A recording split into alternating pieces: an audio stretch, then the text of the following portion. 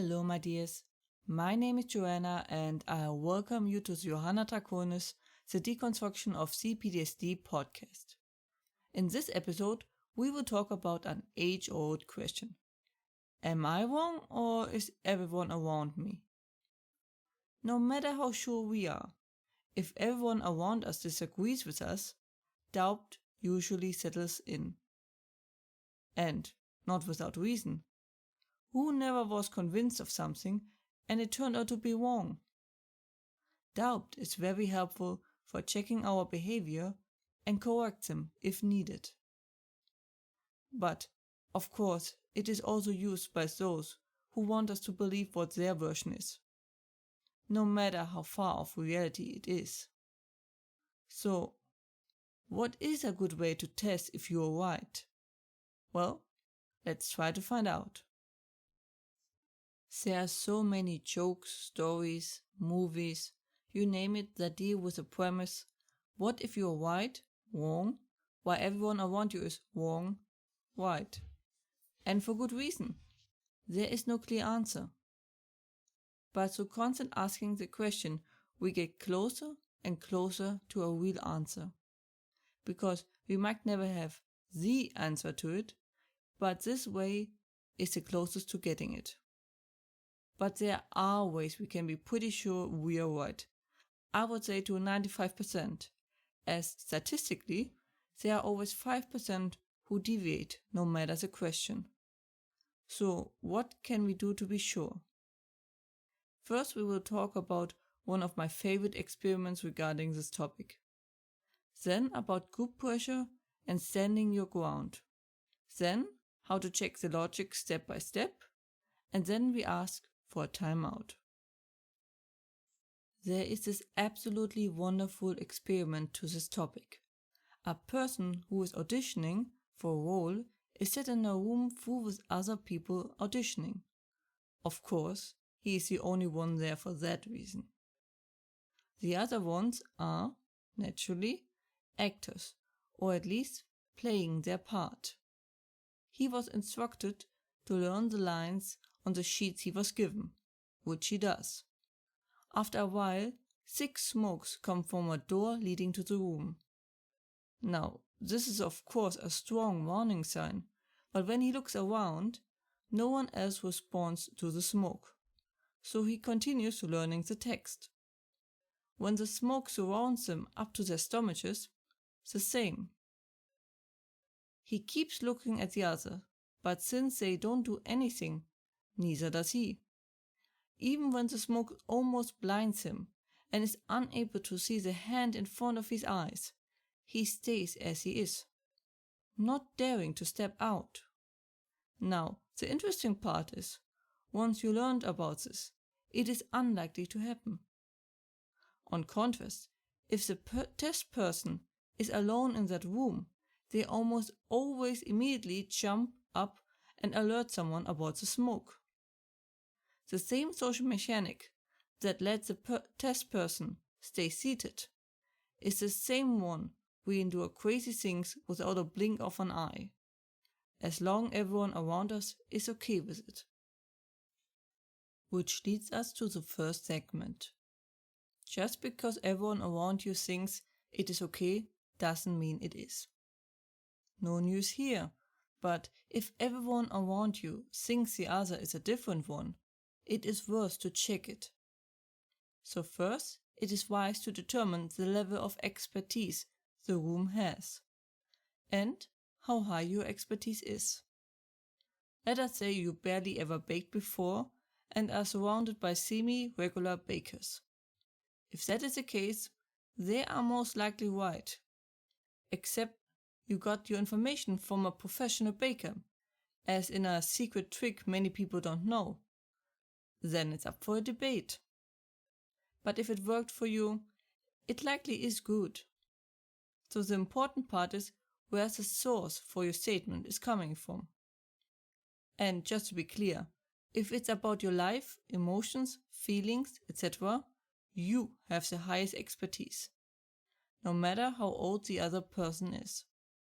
So even an expert is wise to at least listen what the other person has to say. Sometimes even the expert is wrong. Usually with relationships and rose-tinted glasses. But I would stick to the 5% rule here too. That is the essence of it. Listen to what they have to say, their arguments. If they just complain and downgrade it, then it's not worth listening to. Take in their arguments and think about them. So, you should probably clear the argument first of all the side parts and false additions from it. Then check if it's worth investing time into it. Then there is the most crucial step for answering the question who is right and who is wrong. To check your own logic step by step. Because even if they are wrong, doesn't mean that you are right. There are many positions you can take to most things. And even more if you add all the false positions you can take. At the same time, it means even if you are right, they can be right too. And now what? So, independent from the opinion of those around you, you need to internally check. Starting with the source. Is it reliable? Is it still up to date? Does it apply here? Could it have become unreliable? Next, your conclusion. Does it apply here? What proof can you provide? Did you overlook anything? Anything that backs it up? Could you be biased? Just follow your logic and line of thought. Now to the other person. First and foremost, you should get the basics out of the way. Do they have an agenda? Are they biased? Do they want something? Do they gain anything? Then of course the same with their source as with yours. Is it reliable? Is it still up to date? Does it apply here? Has it become unreliable? And the same of course with their conclusion. Does it apply here? What proof can they provide? Did they overlook anything? Anything that backs it up? Are they biased? And remember, emotions don't count. You are not responsible for them. If you are in doubt, just ask for a timeout. This will make any form of manipulation hard to affect you. Also, it gives you time to look things up and form an informed opinion. This is also a bit of a trap.